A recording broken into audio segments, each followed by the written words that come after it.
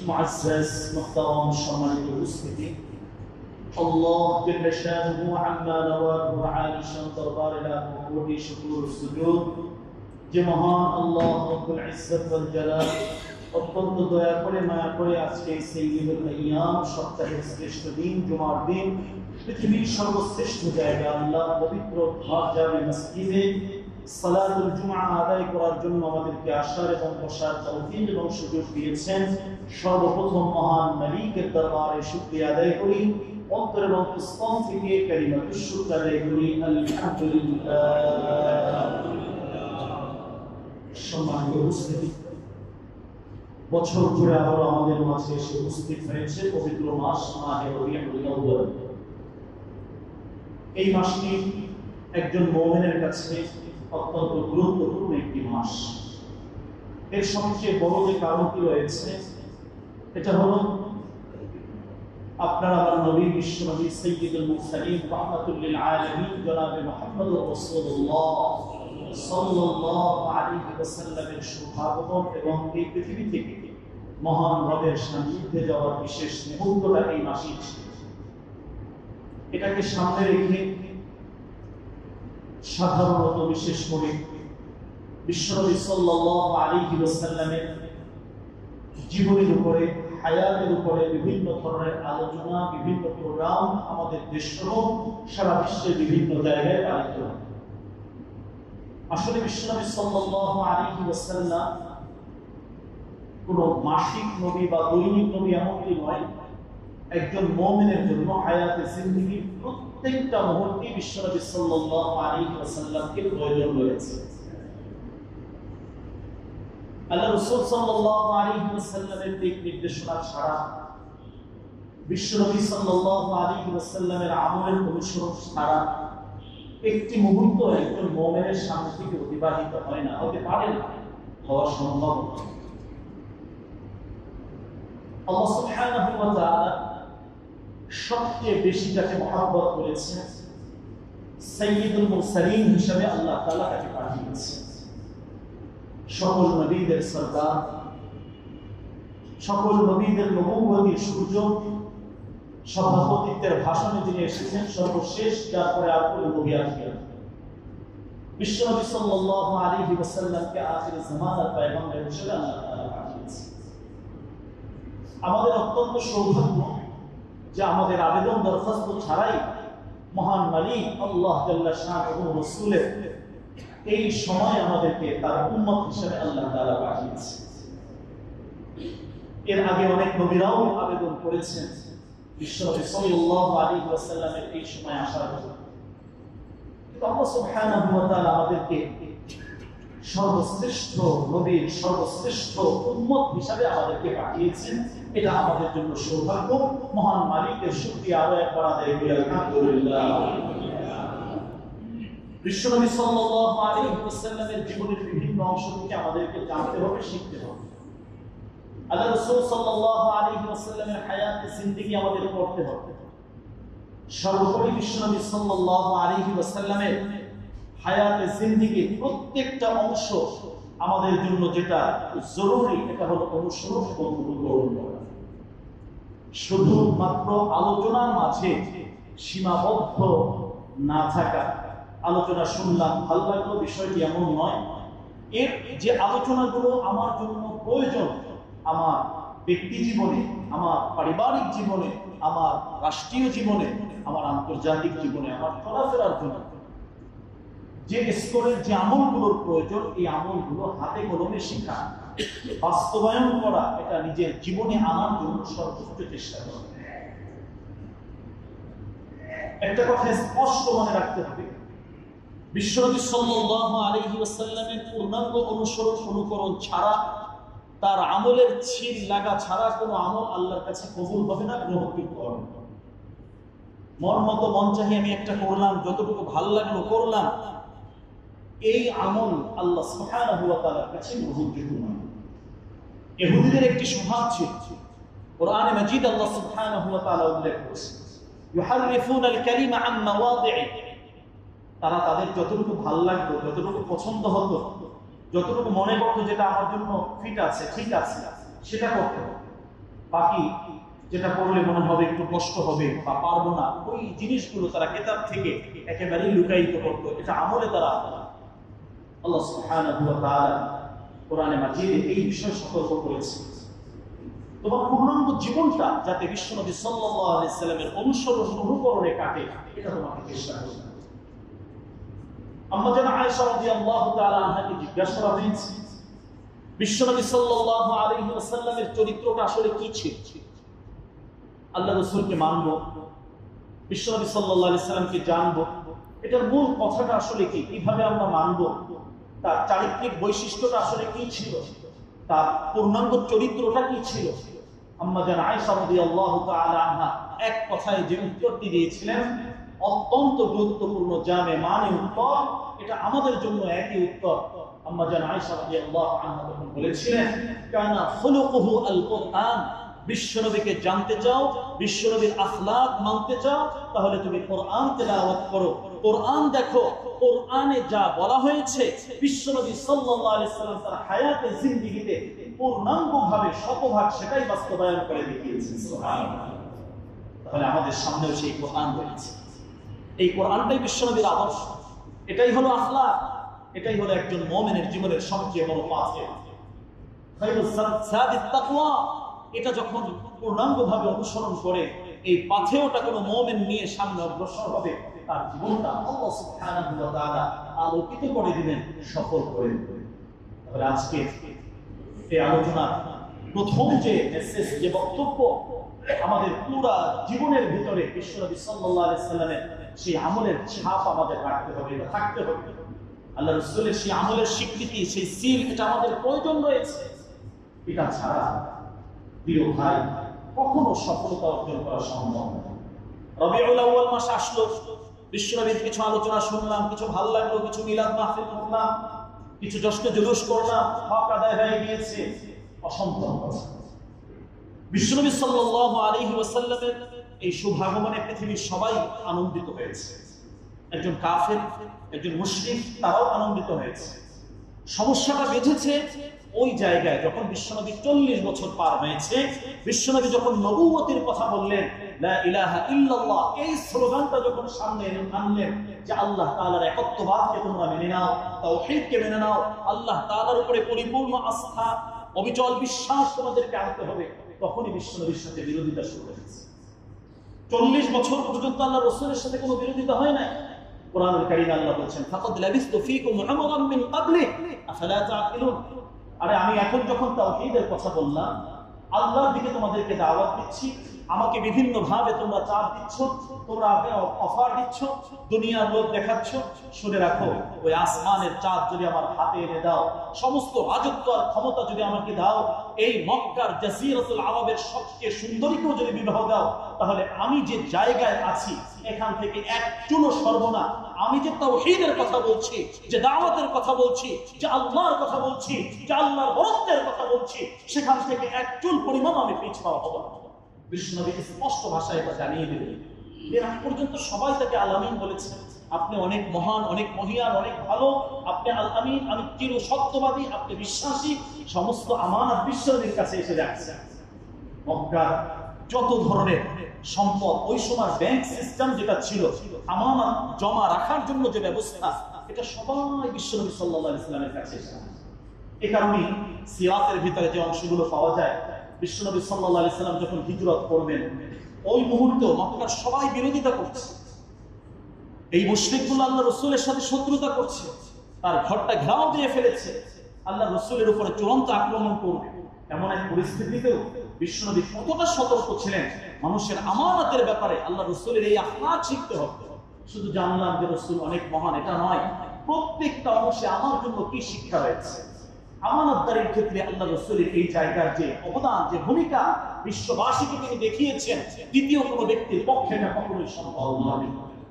যারা বিশ্বনবীকে হত্যার জন্য এসেছে, বিশ্বনবীকে মারবে, পুরো ঘর ঘেরাও দিয়ে ফেলেছে, কখনো আলী রাদিয়াল্লাহু আনহু বিশ্বনবী ডেকে বললেন, ভাই আলী, অমুক অমুক অমুক সরকারের অমুক অমুক ব্যক্তি আমার কাছে এই এই আমানতগুলো আছে, এই আমি ভিন্নভাবে রাখলাম, এই আমানতগুলো তুমি তাদের কাছে পৌঁছিয়ে দিবে। পৌঁছিয়ে দিয়ে হয়তো আল্লাহ তাআলা আমাকে হুকুম করবেন আমি চলে যাব হিজরত করে। তো পৌঁছিয়ে দেওয়ার পরে তুমি ইয়াসরিবে চলে আসবে। মদিনার তৎকালীন নাম ছিল ইয়াসরিব। ইয়া আহলা ইয়াসরিব লা মাকাম লাকুম ফারজিউ, কুরআনুল কারীমে আল্লাহ তাআলা এই শব্দ উল্লেখ করেছেন। তুমি ওখানে চলে আসবে।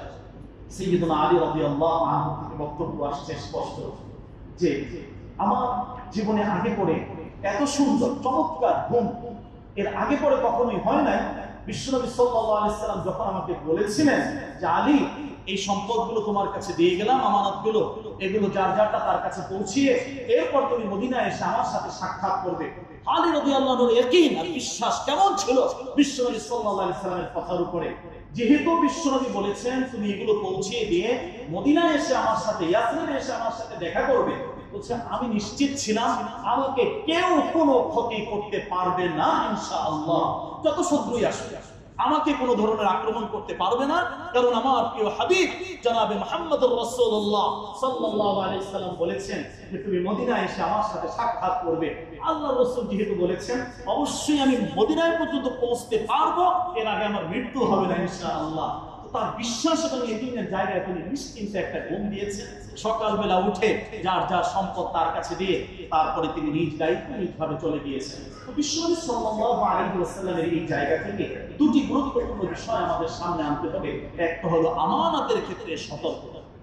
মানুষের অনেক আমানত আমাদের কাছে আছে, এই আমানতগুলো অনেক সময় হয়তো খেয়ানত হয়, সঠিকভাবে আমরা পৌঁছে দেই না, এটার আত্মসাৎ হয়ে যায়, এটার ভিন্নভাবে তাসাররুফ হয়ে যায়, সরকারি সম্পত্তি বিভিন্নভাবে জবরদখল হয়ে যায়, বিভিন্ন দায়িত্বে আছি, দায়িত্বে থাকাকালীন অবস্থায় অনেক কিছু এদিক সেদিক করে ফেলি। প্রিয় ভাই, বিশ্বনবীকে মানি, বিশ্বনবীর আদর্শ উম্মত, রাসূলের এই আদর্শটা আমাদের সামনে রাখা উচিত।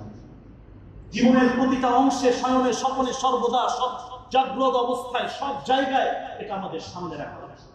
আল্লাহ রাসূল সাল্লাল্লাহু আলাইহি ওয়াসাল্লাম এই জায়গায় কতটা সতর্ক ছিলেন, বিশ্বনবী কতটা সতর্ক ছিলেন যে তাকে যারা মারছে, তাকে হত্যা করবে, ষড়যন্ত্র করছে, ওই সময়ও তাদের সম্পদগুলো তাদের কাছে পৌঁছিয়ে দেওয়ার জন্য বিশ্বনবী কতটা উদ্বিগ্ন ছিলেন, কতটা আগ্রহী ছিলেন, কতটা তার এই জায়গায় সিদ্ধান্তটা কত জটিল ছিল, তাদেরটা পৌঁছিয়ে দিবে তারপরে তুমি আসবে। এটা ছিল বিশ্বনবী সাল্লাল্লাহু আলাইহি ওয়াসাল্লামের গুরুত্বপূর্ণ একটি নির্দেশনা। তো আমাদের হায়াতে জিন্দেগীর সিরাতের প্রত্যেকটা অংশ, যে অংশে আমি দেখবো, আমি যে অংশের হই, আমি একজন চাকরি, আমি একজন ব্যবসায়ী, আমি একজন পরিবারের কথা, আমি যেখানেই থাকি, যে স্তরে থাকি, যে অবস্থায় থাকি, ফি রাসূলিল্লাহি উসওয়াতুন হাসানাহ। আল্লাহ সুবহানাহু ওয়া তাআলা বলেছেন যে তোমার জন্য সেখানে উসওয়াতুন হাসানাহ, উত্তম আদর্শ নমুনা আল্লাহ সুবহানাহু ওয়া তাআলা রেখেছেন। সুবহানাল্লাহ ওয়া বিহামদিহি। আল্লাহ সুবহানাহু ওয়া তাআলা কথা। সাথে সাথে আরেকটি বিষয় আমাদের এখানে এই ঘটনা থেকে আমরা শিখতে পাই, বিশ্বনবী সাল্লাল্লাহু আলাইহি ওয়াসাল্লাম কোনো কথা নিজ থেকে কখনো বানিয়ে বলেন নাই। সুবহানাল্লাহ। ওমা ইয়ানতিকু আনিল হাওয়া ইন হুয়া ইল্লা ওয়াহয়ুন ইউহা। আল্লাহ রাসূল যে কথা বলেছেন প্রতিটা কথাই আল্লাহ থেকে ইশারা ইঙ্গিত পেয়ে বিশ্বনবী বলেছেন। আল্লাহ রাসূলের সেই কথাগুলো একটা অভিন পর্যায়ে আল্লাহ সুবহানাহু ওয়া তাআলা কোরআনে মাজিদে বলেছেন। তাহলে আলী রাদিয়াল্লাহু আনহু যেভাবে এই ঘটনায় বিশ্বনবীর কথার উপরে বিশ্বাসী ছিলেন যে আমি কি মদিনায় পর্যন্ত পৌঁছবই ইনশাআল্লাহ, এর আগে আমার কেউ কোনো ক্ষতি করতে পারবে না। আমাদের হায়াতে জিন্দেগিতেও আমাদের প্রিয় হাবিব জনাবে মুহাম্মদুর রাসূলুল্লাহ সাল্লাল্লাহু আলাইহি ওয়াসাল্লাম কত ধরনের ওয়াদা আমাদেরকে করেছেন, কত ধরনের উৎসাহ আমাদেরকে দিয়েছেন, কত আমলের, কত ফাজাইল, ফজিলত, মর্যাদার কথা বর্ণনা করেছেন। ওই মর্যাদাগুলো আমাদের দিল থেকে ইয়াকিনের সাথে বিশ্বাস করতে হবে। বিশ্বনবী বলেছেন এটাই সত্য, এটাই বাস্তব, এটা এমনই হবে, এর বিকল্প কোনো ভাবনা আমি মুমিন হিসেবে আমার অন্তরে আমি না, এটা সম্ভব নয়। তাহলে এখান থেকে আমাদের বড় একটি গুরুত্বপূর্ণ শিক্ষা হলো বিশ্বনবী সাল্লাল্লাহু আলাইহি ওয়াসাল্লামের যতগুলো মেসেজ আছে, যতগুলো শিক্ষা আছে, যতগুলো ফাসাইলের বর্ণনা আছে, এক কথায় যত নির্দেশনা আমাদের জন্য আছে, প্রত্যেকটা নির্দেশনাই আমাদের জন্য অত্যন্ত গুরুত্বপূর্ণ এবং এর মাঝে আমাদের সফলতা রয়েছে। হয়তোবা আমার জ্ঞানের স্বল্পতার কারণে, জ্ঞানের কমতির কারণে আমি বুঝতেছি না, আমার বুঝে আসছে না, আমার জ্ঞান এটা ধরছে না, কিন্তু জ্ঞানে ধরুক না ধরুক, আমার বুঝে আসুক বা না আসুক, বিশ্বনবী বলেছেন এটা এমনই হবে, এটা এইভাবেই হবে, এটা ঘটনা এমন, এটাই সত্য, এটাই আমার ঈমান, এটাই আমার ইয়াকিন, এটাই আমার বিশ্বাস। আলী রাদিয়াল্লাহু আনহু সেই ঈমান এনেছে। তাহলে আমার প্রিয় ভাই, বিশ্বনবী সাল্লাল্লাহু আলাইহি ওয়াসাল্লামের শুভাগমনের এই মাসের আজকে 4 তারিখ, প্রথম জুমা। এই মাসকে সামনে রেখে, বরং গোটা বছরকে সামনে রেখে আমাদের বেশ কিছু গুরুত্বপূর্ণ কার্যক্রম সামনে রাখতে হবে। কিছু প্ল্যান আমাদের করতে হবে, কিছু কর্মসূচি হাতে নিতে হবে। জানা রাসূল আসলে কেন এসেছিলেন, কি দিয়ে গিয়েছেন, আমাদের জন্য কি দিক নির্দেশনা আল্লাহ রাসূল রেখেছেন। বিশ্বনবী সাল্লাল্লাহু আলাইহি ওয়াসাল্লাম যেখানে গিয়েছেন, যারাই তাকে ধারণ করেছে, যেখানেই রাসূলের স্পর্শ লেগেছে, ওই জায়গাগুলোই আল্লাহ সুবহানাহু ওয়া তাআলা অর্ধময় করে দিয়েছেন। সুবহানাল্লাহ। ওই জায়গাগুলোই পৃথিবীর কিয়ামত পর্যন্ত সকল মানুষের জন্য একটি উত্তম স্থান, উত্তম নিদর্শন হিসাবে আল্লাহ সুবহানাহু ওয়া তাআলা স্থায়ী করে রেখেছেন। পৃথিবীর বুকে এটাই আল্লাহ তাআলা বাকি রেখেছেন। তো আমি যদি বিশ্বনবীকে ধারণ করতে পারি, বিশ্বনবীকে যদি আমি লালন করতে পারি, তার আমলগুলো, আদর্শগুলো যদি আনতে পারি, খোদার কসম আল্লাহ তাআলা আমাকেও দাবি করবেন, আমাকেও বরকতময় করবেন, আমাকেও ইজ্জতওয়ালা করবেন, সম্মানিত করবেন। এটা আমাদের ইয়াকিন এবং বিশ্বাস, এটা মৌলিক কথা। ব্যাখ্যা আছে অনেক। বিশ্বনবীকে ধারণ করতে হবে, লালন করতে হবে, তার কথার উপরে ঈমান আনতে হবে, রাসূলের প্রত্যেকটা সুন্নাহ নিজের জীবনে বাস্তবায়ন করতে হবে। দেখেন, ঘটনার বিভিন্ন অংশ থেকে যদি আমরা শিক্ষাগুলো একটু দেখার চেষ্টা করি, বিশ্বনবী সাল্লাল্লাহু আলাইহি ওয়াসাল্লামকে নেয়ার জন্য তায়েফ থেকে যে কাফেলাগুলো এসেছিল, আল্লাহ রাসূল এতিম হওয়ার কারণে কেউ তাকে নেননি। সিরাতের কিতাবে আমরা এগুলো দেখছি।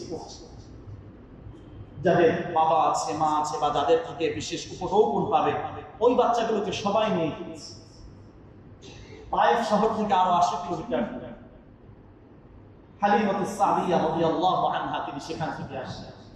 সর্বশেষ বিশ্বনবী সাল্লাল্লাহু আলাইহি ওয়াসাল্লামকে নিলেন। ঘটনা অনেক দীর্ঘ। এখানে শিক্ষার যে অংশটা আছে, তার বাহনটা ছিল অত্যন্ত দুর্বল। কাফেলার সবাই অনেক আগে পৌঁছে গিয়েছে মক্কা। একই সময় রওনা দিয়ে তারা অনেক পরে মক্কায় পৌঁছেছেন। হালিমাতু সাদিয়া তিনি যখন আসলেন, এসে দেখেন মক্কার সব বাচ্চাদেরকে নেওয়া হয়ে গিয়েছে। হালিমাতু সাদিয়া খুঁজতে খুঁজতে শুধু একজনকেই পেলেন, তার নাম হলো মুহাম্মদ সাল্লাল্লাহু আলাইহি ওয়াসাল্লাম। এতিম বাচ্চা হিসেবে কেউ তাকে নেয়, এতিম সন্তান, এটাকে নিলে কেমন লাভবান হওয়া যায়।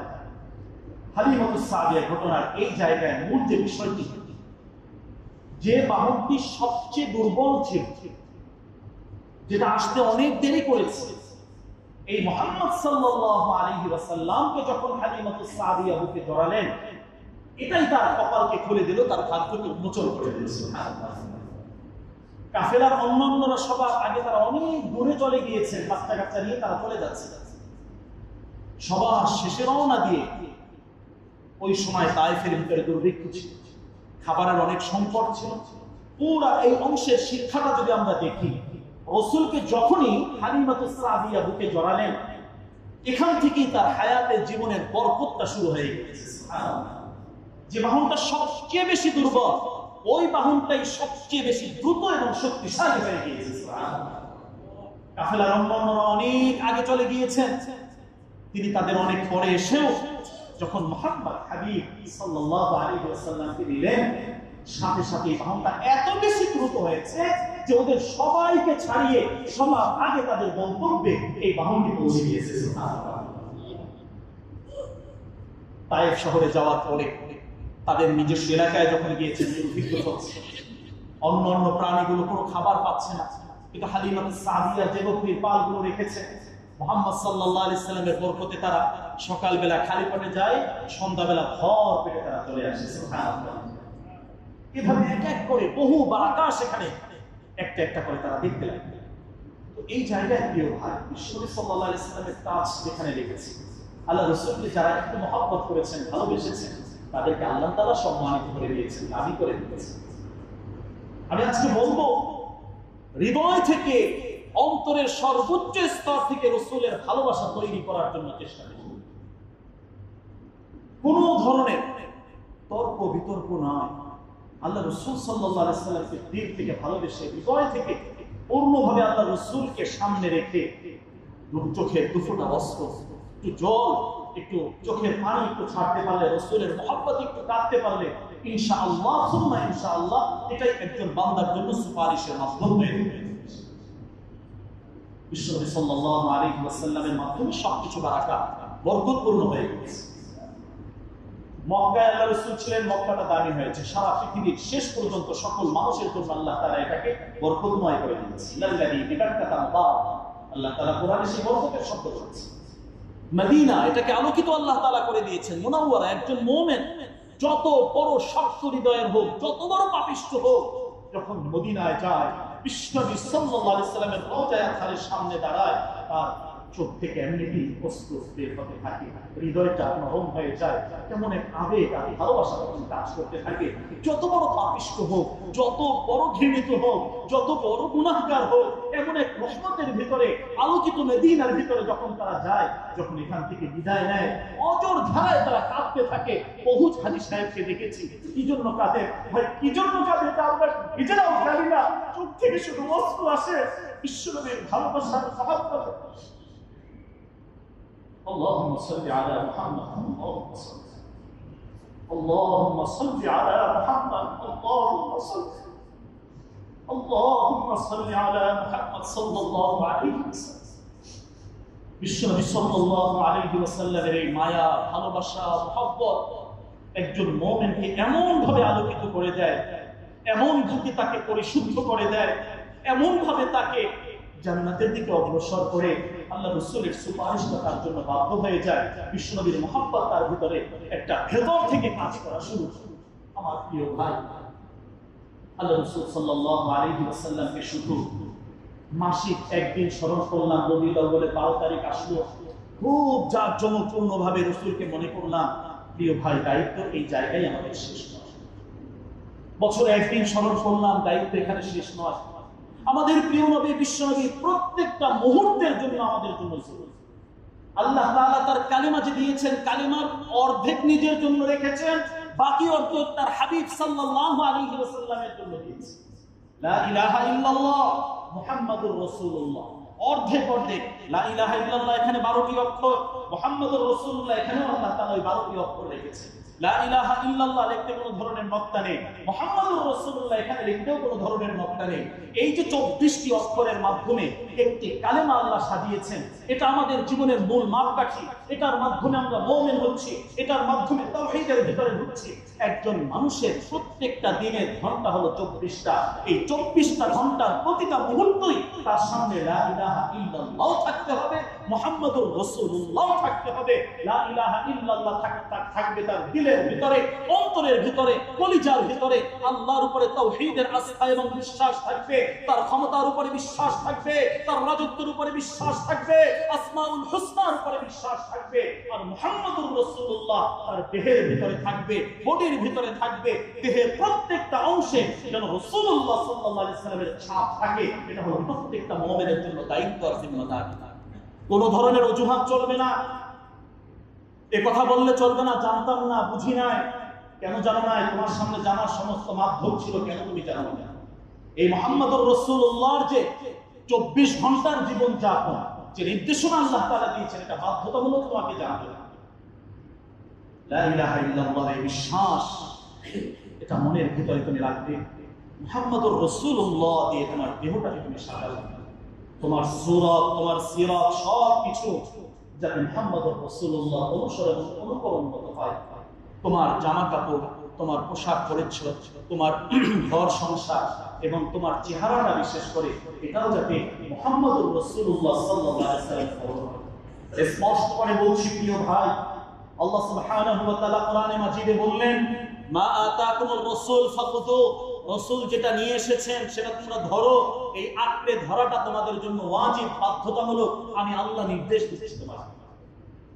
বিশ্বনবী কি নিয়ে এসেছেন, তার সূরা সিরাতটা কেমন ছিল, কোনো কথা চলবে না। এই মুহূর্তে যদি আমি মারা যাই, ফেরেশতারা একটা অজুহাত শুনবে না। আমার সূরা সিরাত প্রিয় ভাই রাসূলের ভালোবাসার মহব্বতে তার সাথে মিলানোর জন্য চেষ্টা করা। একটা স্পষ্ট আবেদন আমার ভাইদের কাছে আমি করব, মা আতাকুমুর রাসূল এর তাফসীর এত মর্মটা, এত গভীরে মুফাসসিরিনে কেরাম এখানে ব্যাখ্যা করেছে যে আল্লাহ রাসূল যেটা করতে বলেছেন, নিয়ে এসেছেন, সেটা করতে তুমি বাধ্য, তোমার ওয়াজিবটা তোমাকে করতেই হবে। আল্লাহ রাসূল সাল্লাল্লাহু আলাইহি ওয়াসাল্লামের চেহারা মোবারকে আছে। মুসলমান নাম ধরে প্রতিদিন ক্লিন শেভ করছি, কেমন মুসলমান, কি ভালোবাসা নিয়ে রাসূলকে আমরা মুখ দেখাবো, রাসূলের সামনে দাঁড়াবো। এই আয়াতে কারিমার ব্যাখ্যায় তাফসীরের ভিতরে যেগুলো আসছে, আল্লাহ রাসূল যেহেতু এটা করেছেন, করতে বলেছেন, এটা করতে তুমি বাধ্য। এটা সুন্নাত, করলেও হয় না করলেও হয়। নারী প্রিয় ভাই, সুন্নাত এই হিসাবে রাসূল করেছেন, এই হিসাবে সুন্নাত, কিন্তু রাসূল যে রাখতে বলেছেন এই হিসাবে আমার উপরে ওয়াজিব, বাধ্যতামূলক, করতে হবে, না করলে আমি গুনাহগার হচ্ছি। প্রত্যেক মুহূর্তে আমি গুনাহগার হচ্ছি, অবশ্যই গুনাহগার হচ্ছি। প্রিয় ভাই, কত কঠিন কথা, হয়তো সমাজ আমাদেরকে বুঝতে দিচ্ছে। এটা যখন করবো, এর মাধ্যমে অনেক গুনাহ থেকে আল্লাহ তাআলা আমাকে বাঁচাবে, অনেক বড় বড় গুনাহ থেকে। রাসূলের সূরাত সিরাত কেউ যদি ধারণ করে, রাসূলের পোশাক যদি কেউ পরে, রাসূলের সুন্নাহ অনুযায়ী জীবন যদি আসে, তাহলে অনেক বড় বড় গুনাহ থেকে আল্লাহ তাআলা নিজ কুদরতে ওই বান্দাদেরকে আল্লাহ হেফাজত করেন। সুবহানাল্লাহ, এটা আল্লাহ তাআলার ওয়াদা। অনেক গুনাহ ইচ্ছা করলে সে করতে পারবে না, তার মনের ভিতরে কামড় দিবে, পেছনের মানুষ তাদেরকে সতর্ক করবে। অনেক গুনাহ থেকে বাঁচতে পারা, এটাই তো হলো ওলি হওয়ার সবচেয়ে বড় মাধ্যম, বড় পথ। আল্লাহ তাআলা এটাই তো বলছেন যে ওলি হয়ে তারপরে আসো, মুসলমান হয়ে তারপরে আসো। যদি বেলায়েতের দরজা তুমি অর্জন করতে পারো, আলা ইন্না আউলিয়া আল্লাহ লা খাউফুন আলাইহিম ওয়া লা হুম ইয়াহজানুন, তাহলে তোমার কোনো ভয় নেই, কোনো দুশ্চিন্তা নেই, কোনো টেনশন নেই, কোনো কিছুই তোমাকে কোনো ভয় কেউ দেখাতে পারবে না। বেলায়েতের সেই মর্যাদা আল্লাহ তাআলা এর মাধ্যমে দান করেন। রবিউল আউয়াল আসলো, কিছু খুশি হলাম, এই খুশিটা মক্কার মুশরিকদের ভিতরেও অনেকে হয়েছে। সিরাতের কিতাব পড়ে গেলে স্পষ্ট আমরা দেখতে পাই অনেকে হয়েছে। কিন্তু এই খুশি হওয়ার মাধ্যমে তাদের জন্য এক মুহূর্তের জন্য তাদের জান্নাতের কোনো সুপারিশ হবে না, জান্নাতে যাওয়ার কোনো পারমিশন তাদের মিলবে না। বিশ্বনবী সাল্লাল্লাহু আলাইহি ওয়াসাল্লামের বেলাদাতের মাধ্যমে, আল্লাহ রাসূলের শুভাগমনের মাধ্যমে অনেকেই আনন্দিত হয়েছে। আগে বলেছি যে 40 বছর পর্যন্ত কেউ কোনো আপত্তি করেনি, সবার কাছে প্রিয় ছিল, সবার কাছে সম্মানিত ছিল। যখনই আল্লাহ তাওহীদের কথা বললেন, তখনই দাওয়াত তাবলীগের কথা বললেন, যখনই মানুষকে দাওয়াতের কথা বললেন যে তোমরা আল্লাহর দিকে চলে আসো, এর মাঝে তোমাদের সফলতা রয়েছে, তখনই মানুষ বিরোধিতা শুরু করবে যে এটা যদি মানতে চাই তাহলে আমাদের বাপ দাদাদেরকে ছাড়তে হবে, এটা যদি এখন গ্রহণ করি তাহলে এতদিন যে মূর্তিগুলোর পূজা করেছি সেখান থেকে আমাদেরকে ফিরে আসতে হবে। তো আল্লাহ রাসূলের সাথে তখনই বিরোধিতা শুরু হয়েছে, রাসূলের সাথে তখনই সংঘর্ষ শুরু হয়েছে। বিশ্বনবী সাল্লাল্লাহু আলাইহি ওয়াসাল্লাম সর্বাধিক সম্মানিত, সবচেয়ে শ্রেষ্ঠ, সবচেয়ে মর্যাদা, এটা তারা জানতো। তারপরেও যখন এই কালেমার স্লোগান সামনে আসলো, তাওহীদের কথা সামনে আসলো, তখনই তারা যুদ্ধে নেমে গেল, বিশ্বনবীকে কষ্ট দেওয়া শুরু করলো, রাসূলকে বয়কট করলো। এমনকি বিশ্বনবী আল্লাহর কালিমা বুলন্দ করবেন, আল্লাহর ইবাদত করবেন, সেখানেও বাধা শুরু করলো। ওই জায়গায় উটের নাড়ি ভুঁড়ি পর্যন্ত আল্লাহ রাসূলের মাথার উপরে তারা চাপিয়ে দিল। এত বড় জালেম তারা ছিল। এটা কখন হয়েছে? যখনই তাওহীদের কথা বললেন, কালিমার দাওয়াত দিলেন, যখনই মানুষকে ভালো পথে আল্লাহ রাসূল সাল্লাল্লাহু আলাইহি ওয়াসাল্লাম দিলেন। তাহলে প্রিয় ভাই, এই দায়িত্বটাই আল্লাহ তাআলা আমাদেরকে দিয়েছে। এই তাওহীদের দায়িত্ব, এটা তোমরা গ্রহণ করো, কিয়ামত পর্যন্ত মানুষের কাছে এই আমানত তোমরা পৌঁছিয়ে দেবে। আমি শুধু নিজে ভালো হলাম, নিজে কিছু ইবাদত করলাম, নিজের মতো করে কিছু নামাজ রোজা করলাম, দায়িত্ব এখানেই শেষ। এখানে আমরা যারা আছি, এই পৃথিবীতে আমরা যারা আছি, রাসূলকে যারা আমরা মানি, যারা বিশ্বাস করি, প্রত্যেকের উপরে জিম্মাদারি আছে। তুমি যা জেনেছো এই কথাগুলো তুমি অন্যের কাছে পৌঁছিয়েছো। তাহলে এই পৌঁছানোর দায়িত্ব, এটা কি আরবিতে তাবলীগ বলা হয়।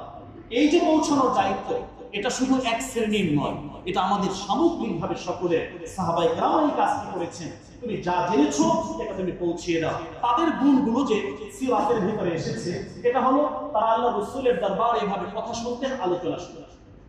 বিশ্বনবীর দরবারে তারা ছাত্রত্ব গ্রহণ করেছে, ছাত্রের মতো সবকিছু সুন্দর মতো কোরআন এবং সুন্নাহর আলোচনাগুলো তারা শুনতেন, ধ্যানের সাথে শুনতেন, মনোযোগ সহকারে শুনতেন, মাজলিসের আদব রক্ষা করে শুনতেন। যখন মজলিসে বসতেন, তারা এদিক সেদিক তাকিয়ে কথা বলা, কানে কানে কথা বলা, এই কাজগুলো তারা করতেন। সাহাবায়ে কেরামের এই গুণগুলো আমাদের আলাদা। কোরআন সুন্নাহর আলোচনা যখন চলে তখন ব্যক্তিগতভাবে এই যত পারস্পরিক আলোচনা একান্ত প্রয়োজন ছাড়া যেগুলো করি, কোরআন হাদিসের সাথে আমি বেয়াদবি করছি। আল্লাহর কালামকে গুরুত্ব দিচ্ছি না, আল্লাহর বরত্বের কথা বলা হচ্ছে, সেখানে আমি আমার ব্যক্তিগত নিজস্ব আলোচনা চালিয়ে যাচ্ছি।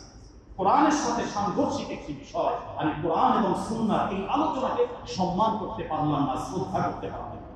ভালোবাসা যদি থাকে, জি বলে যখন কোরআন এবং সুন্নাহর আলোচনা করবে, আমার দায়িত্ব হলো হৃদয়ের গভীর থেকে কথাগুলো বোঝার জন্য চেষ্টা করা, মন থেকে কথাগুলো আমলের কি আছে এগুলো নিজের জীবনে বাস্তবায়ন করে জীবনটাকে সাজানোর জন্য চেষ্টা করা।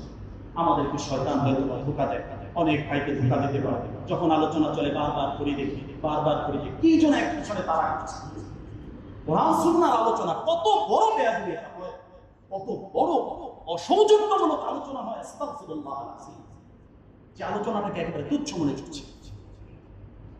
এই কাজগুলো প্রিয় ভাই শয়তান করাচ্ছে, আমি বুঝি না। আমি মনে করি হ্যাঁ আমি তো ঠিকই করছি, শয়তান আমার আমলগুলো বরবাদ করছে, আমার আমলগুলো সঠিকভাবে করতে দিচ্ছে না। সাবধান থাকা সতর্ক। কোরআন সুন্নাহর আলোচনা হয় যখন একান্ত বিশেষ প্রয়োজন হলে, ওমর রাদিয়াল্লাহু আনহু সুন্নাহ কি ছিল, মসজিদের বাহিরে তিনি একটা জায়গা করে দিয়েছেন, যার কথা বলার প্রয়োজন বাহিরে চলে যাও, সেখানে গিয়ে কথা শেষ করো, তারপরে আবার মসজিদে আসবে।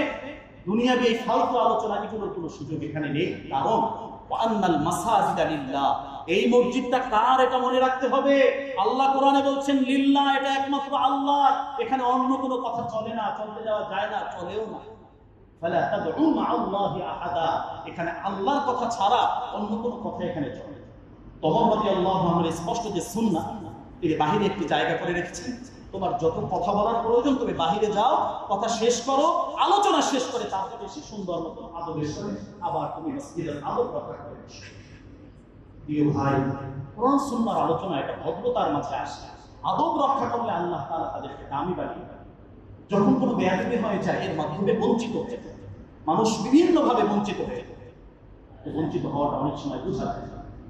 এই জায়গায় অত্যন্ত গুরুত্বপূর্ণ, সাহাবায়ে কেরাম যে কাজগুলো করতেন তারা রাসূলের সামনে শুনতেন, এবং যে কথাগুলো শুনতেন এই কথাগুলো ঘরে গিয়ে তারা আবার পৌঁছে দিতেন। এভাবে দিনটা জীবন্ত থাকবে, সঠিক কথাগুলো সমাজের ভাবে প্রচলিত হবে, সমাজ এগুলোর মাধ্যমে আলোকিত হবে, আমলে আসে। ঘর থেকে যখন বের হতেন, সমাজে যখন চলতেন, প্রতিবেশী যারা আছেন, আশপাশের যারা আছেন, তাদের কাছে কথাগুলো তারা পৌঁছে দিতেন। আমাদের এই দ্বীনের যে দায়িত্ব, হেফাজতের যে দায়িত্ব আল্লাহ তাআলা দিয়েছেন, এটা শুধু আমি ব্যক্তিগতভাবে কিছু আমল করলাম বাস আমি পরিপূর্ণভাবে সফল, আমি অনেক বড় মুসল্লি হয়েছি। প্রিয় ভাই, দায়িত্বটা এখানে শেষ নয়, আমার অনেক দায়িত্ব আছে। এই কথাগুলো, দ্বীনের এই নসিহাগুলো যাতে সকল মানুষ শুনতে পারে, এটা সাদাকায়ে জারিয়ার বড় ধরনের একটি আমল। এক্ষেত্রে কোনো বাধাপ্রাপ্ত যেন না হয়, কোনো ধরনের সমস্যা যেন না হয়, এই কাজগুলো আমাদের শিখতে হবে। বিশ্বনবী সাল্লাল্লাহু আলাইহি ওয়াসাল্লাম তার এই আহ্বানগুলো বিশ্ববাসীর কাছে ছড়িয়ে দিয়েছেন। কোন সময় ছড়িয়েছেন? যে সময়টাকে ইতিহাস বলে আইয়ামে জাহিলিয়া, বর্বরতার যুগ। এমন কোন খারাপ কাজ ছিল না যে কাজগুলো ওই সময়ের ওই সমাজে তারা করে। সর্বশ্রেষ্ঠ খারাপ মানুষ যারা ছিলেন, এই মানুষগুলোই পৃথিবীর সব থেকে দামি সর্বশ্রেষ্ঠ মানুষ তারা হয়েছে। কি জিনিস সেখানে ছিল, সে জিনিসটা আল্লাহ আমাদের সামনে রেখেছে। আমাদের বাচ্চাদের এখন সিলেবাসে অনেক বইপত্র, অনেক শিক্ষা, এত বই যে এই ওজনও এই বাচ্চা, ছোট্ট বাচ্চা বহন করতে পারে। কিন্তু সাহাবায়ে কেরাম রাদিয়াল্লাহু তাআলা আলাইহিম আজমাইন, ইতিহাস যাদেরকে বর্বরতার যুগ হিসাবে উল্লেখ করেছে, অন্ধকার যুগ হিসাবে উল্লেখ করেছে, এই মানুষগুলো এমন কি সংস্পর্শ পেয়েছেন, যারা খুনি ছিল, যারা ডাকাত ছিল, যারা ছিনতাইকারী ছিল, এই মানুষগুলো ইজ্জতের পাহারাদার হয়েছে। এই মানুষগুলোই সর্বশ্রেষ্ঠ হয়েছে। কি এমন অলস পাথরের সাথে তারা মিলেছে, কি এমন গুরুত্বপূর্ণ জিনিস তাদের সামনে এসেছে যে গোটা জীবনটাকে তাদেরকে পরিবর্তন করে দিয়েছে। প্রিয় ভাই, আল্লাহ সুবহানাহু ওয়া তাআলার কোরআন এবং বিশ্বনবী সাল্লাল্লাহু আলাইহি ওয়াসাল্লামের সুন্নাহ তাদের সামনে দাঁড়িয়ে আছে। এই দুইটা বিষয়ের মাধ্যমে, সিলেবাসে তাদের দুটি বিষয় ছিল, কোরআন এবং সুন্নাহ। এটার মাধ্যমে যখন তারা জীবন যাপন করেছে, তারা পৃথিবীর রাজত্ব করেছেন এবং আখিরাতের বাদশাহীও তারাই করবে। এটা এমন এক প্রশ্ন, যারা সবচেয়ে খারাপ ছিল এই মানুষগুলো সবচেয়ে ভালো হয়েছে যখন কোরআনের সংস্পর্শে এসেছে।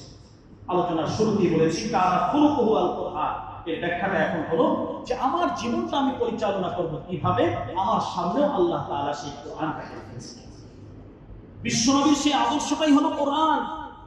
কোরআন তেলাওয়াত করব, কোরআন কি বলছে এটা বোঝার চেষ্টা করে নিজের জীবনে বাস্তবায়ন। ইহুদিরা যেভাবে কোরআনের অর্ধেক মেনেছে, তাদের ধর্মীয় কিতাবগুলো যা ছিল, যতটুকু ভালো লাগছে সেটা মেনেছে, বাকিটা গোপন করেছে। কোরআনুল কারীম আল্লাহ তাআলা এমনটা পূর্ণাঙ্গভাবে আমাদের সামনে স্পষ্ট করে দিয়েছে। আল্লাহ তাআলা বললেন উদখুলু ফিস সিলমি কাফা, পূর্ণাঙ্গভাবে এখন ইসলামে চলে আসে। আর ইসলামটা শিখবই হবে বিশ্বনবী সাল্লাল্লাহু আলাইহি ওয়াসাল্লাম। রাসূল এসেছেন পূর্ণাঙ্গ ইসলামের দাওয়াত নিয়ে এসেছেন। আমরা যে কোনো এক পার্টে আছি আর সেটা নিয়ে সন্তুষ্ট আছি। যদি এর বিকল্প অন্য পার্ট আমরা ধরে ফেলেন আর ওই জায়গায় প্রশ্ন করেন, অবস্থাটা কি হবে? বিশ্বনবী সাল্লাল্লাহু আলাইহি ওয়াসাল্লামের সবচেয়ে বড় আকর্ষণ যেটা ছিল, আল্লাহ রাসূলের চারিত্রিক ক্ষমতা সবার উপরে ছিল। ইন্নাকা লাআলা খুলুকিন আযীম। আমি নামাজ পড়ছি কিন্তু চরিত্রের অনেক জায়গায় বড় ধরনের ধস আছে, অনেক জায়গায় আমার বেইনসাফি আছে, অনেক জায়গায় খারাপ কিছু আছে, হয়তো আমি নিজে জানি না। আল্লাহ তাআলা এখন লুকায়িত রেখেছেন, গোপন রেখেছেন, আল্লাহ সাত্তার বলেই রেখেছেন। কিন্তু কিয়ামতের ময়দানে এমন থাকবে না। আমার যত অনৈতিকতা আছে, যত অন্যায় আছে, যত অশ্লীলতা আছে, সব কিছু কিয়ামতের ময়দানে উন্মুক্ত হয়ে যাবে, স্পষ্ট হয়ে যাবে। কোনো কিছুই লুকাবার কোনো সুযোগ আমার থাকবে না। প্রিয় ভাই, অবস্থাটা কি হবে? وقل اعملوا فسيرى الله عملكم ورسوله والمؤمنون। আমল করো, এই আমলটা আল্লাহ দেখবেন, রাসূল দেখবেন, সমস্ত মুমিনরা দেখবেন। এখন আমার আমলটা কেমন হওয়া উচিত সেটা নিজেরাই সাজাবো। নিজেরাই আমলটাকে ওইভাবে সাজায় যে আমার আমলটা সবার সামনে যখন খুলে দেওয়া হবে তখন আমি লজ্জিত হব না তো? এই প্রশ্নটা নিজের মাথায় করে রাখবো। যদি গোপন কোনো গুনাহ থাকে ছেড়ে ছেড়ে গোপন ইবাদতে অভ্যস্ত হয়ে যায়, গভীর রাতে মালিকের সাথে কান্নাকাটির যে একটা সৌভাগ্য এটা অর্জন করার চেষ্টা। রাসূলের মহব্বত আর ভালোবাসা দিলের ভিতরে বেশি থেকে বেশি পরিমাণে কিভাবে আসে সেই আমলগুলো করা শুরু করে দেব। ইনশাআল্লাহ এটাই আমার সুপারিশের একটা মাধ্যম হতে পারে।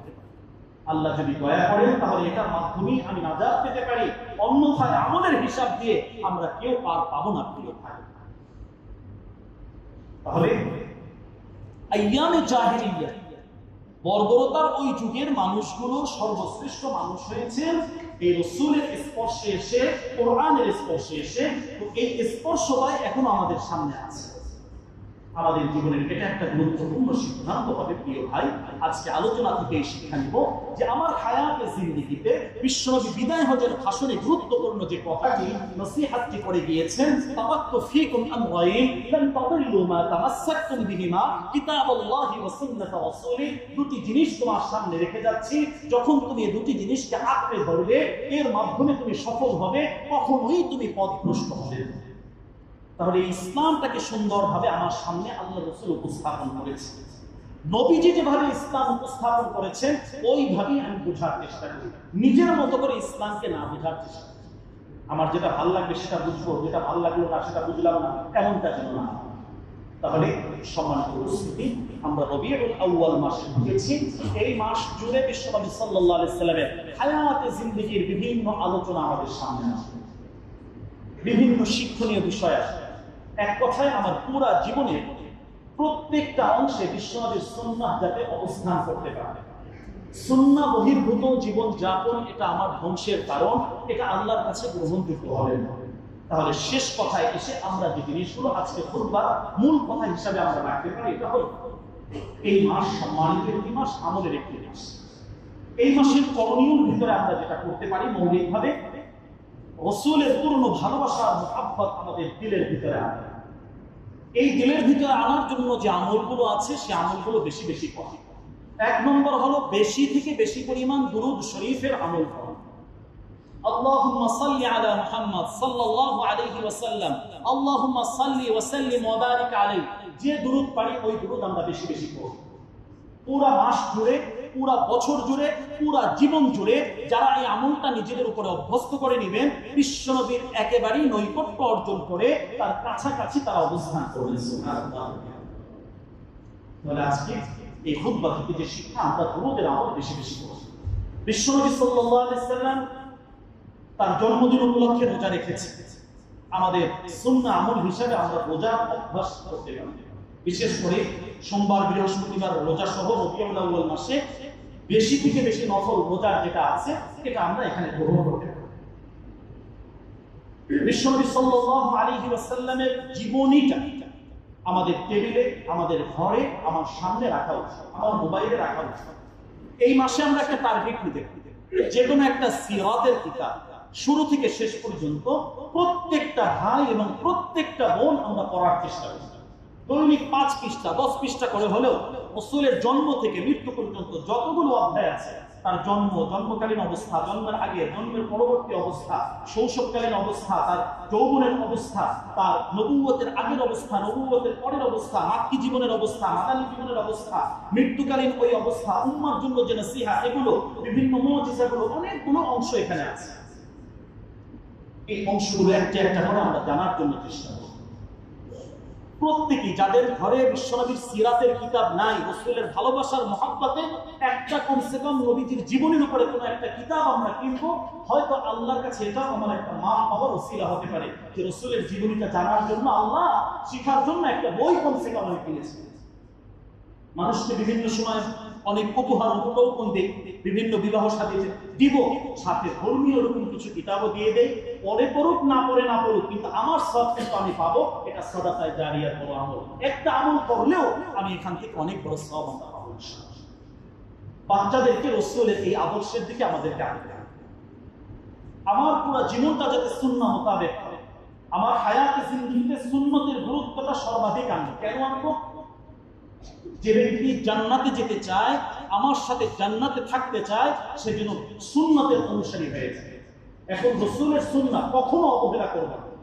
যখন জানবো এটা রাসূলের সুন্নাহ, সর্বোচ্চ গুরুত্ব দিয়ে মহব্বতের সাথে ওটাকে গ্রহণ করতে হবে। সুন্নাহ না এটা হালকা জিনিস না রে ভাই। এটার মাধ্যমে আমার ফরজগুলো কবুল হবে, এটার মাধ্যমে ফরজের ঘাটতিগুলো পূরণ হবে। হয়তোবা এই আমলের সিল থাকার কারণে আল্লাহ তাআলা এই মাধ্যমে আমাদেরকে মাফ করে দিবেন। তো সর্বশেষ কর্মসূচি হিসাবে আমরা যদি দেখি, আমরা প্রত্যেকেই সুন্নতের পূর্ণ অনুসারী কিভাবে হতে পারি, সুন্নতের আমলগুলো করতে পারি। আমি যেখানে থাকি, যে অবস্থায় থাকি, যে স্তরে থাকি, ওখানে বিশ্বনবীর কোনো না কোনো নির্দেশনা আছে। সেই নির্দেশনাগুলো আমাদের সামনে রাখি। জীবনের বাকি যে সময়টুকু আছে, রাসূলের ভালোবাসার মহব্বত নিয়ে ইসলামকে দিল থেকে, হৃদয় থেকে ধারণ করে পূর্ণাঙ্গভাবে দ্বীনে প্রবেশ করে আল্লাহর জমিনে আল্লাহর দ্বীন কিভাবে প্রতিষ্ঠা হয়, রাসূলের সুন্নাহ বাস্তবায়ন হয়, সব মানুষ কিভাবে আমলী হয়ে যায়, সবাই মিলে এক কথায় জান্নাতে কিভাবে যেতে পারি, এরকম কর্মসূচি আমরা হাতে রেখে পারি ইনশাআল্লাহ। সম্মানিত উপস্থিতি, আজকে রবিউল আউয়ালের প্রথম জুমা, আজকে মৌলিক ভূমিকা স্বরূপ কিছু কথা হয়েছে। ইনশাআল্লাহ বাকি আরো কিছু আলোচনা আছে, সেই আলোচনা শোনার আমন্ত্রণ জানাচ্ছি। আজকে এখানে শেষ করছি। ওয়া আখিরু দাওয়ানা আলহামদুলিল্লাহি রাব্বিল আলামিন।